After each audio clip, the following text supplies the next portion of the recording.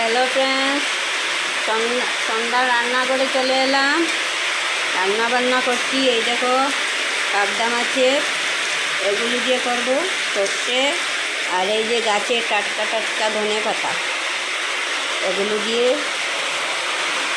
একটা চচ্চড়ি, এই যে মাছের ভাজি, লাউ মিষ্টি লাউ ভাজি, পুঁই ডাঁটা দিয়ে আলু দিয়ে একটা চচ্চড়ি, আর এই যে ভাত। আজ রাত্রে এই পর্যন্ত। এদিকে তালের পিঠে করবো, তাই এদিকে তাল বেঁধে রেখেছি। যাবো এগুলো দিয়ে কাল সকালে হবে তালের পিঠা, তোমাদের দেখাবো। বৃষ্টি প্রচুর হচ্ছে। আজ এই পর্যন্ত রান্না বান্না। তাহলে এখন রাখি বন্ধুরা।